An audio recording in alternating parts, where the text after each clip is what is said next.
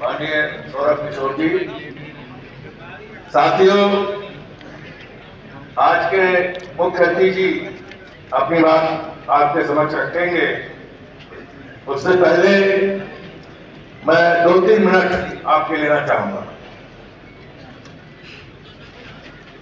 आज हम देख रहे हैं कि 78 साल संविधान को लागू होने के बाद भी अखबार में, टीवी में या सोशल मीडिया पर जो भी खबरें आती हैं, युवकों की हत्या, युवकों को जंगल में ले जाकर डंडों से मार के मारना, बहन बेटियों की, बच्चियों के साथ छेड़खानी, बलात्कार, ये जो घटनाएं हो रही हैं, ये 99% घटनाएं जो 6,743 जातियों का हमारा बहुजन समाज है, उनके साथ हो रही है।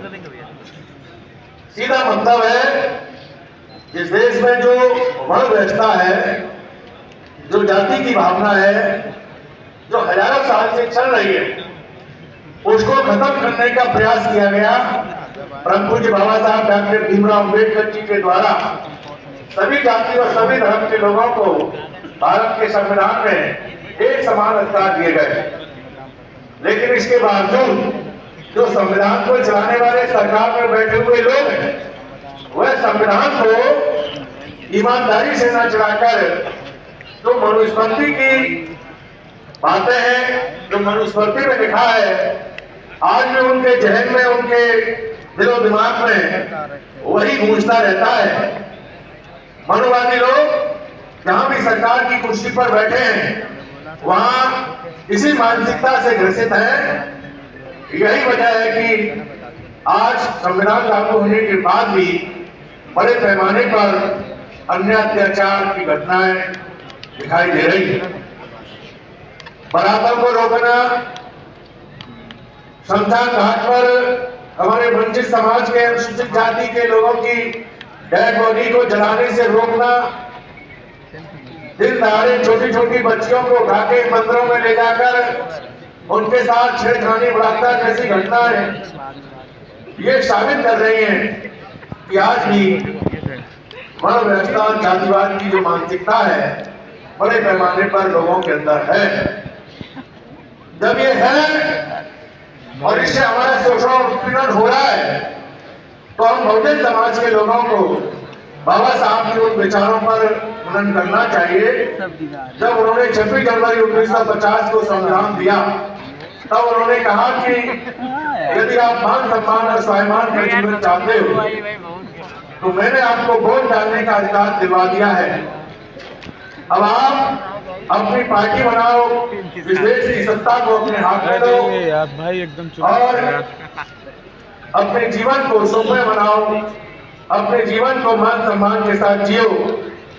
उन्होंने कहा आज से संविधान लागू होने के बाद आपको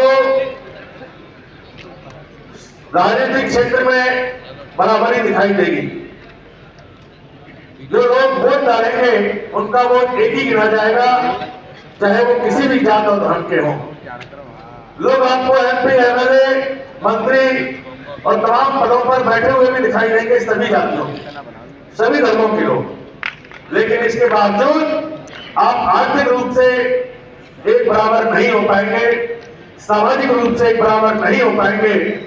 इसके लिए मेरा आपसे कहना है कि आप लोग शासक बने, सत्ता को अपने हाथ में लें। इसके लिए बाबा साहब ने स्वयं पहल की। उन्होंने रिपब्लिकन पार्टी ऑफ इंडिया बनाई, उसका प्रारूप तैयार किया, उस पार्टी को चलाने की जिम्मेदारी लोगों को दी। बाबा साहब के जाने के बाद उस पार्टी को चलाने वाले लोग सन 72 तक उस पार्टी को चला पाए, लेकिन सन 72 आते आते उनके अंदर लोभ लालच की भावनाएं पैदा हुई और उन्होंने कांग्रेस से पैक्ट कर करके उस पार्टी को 1972 में कांग्रेस के सिंबल पर लड़कर अपना सिंबल खत्म करने का काम किया और वह पार्टी 1972 में समाप्त हो गई। उसके बाद ये बहुजन समाज बिना अपनी पार्टी के, बिना अपने नेता के लंबे समय तक कांग्रेस का पिछड़ू रहा। कांग्रेस के समय में हमारे लोगों के साथ बड़ी बड़ी घटनाएं घटी। हमारे लोगों को संविधान में मिले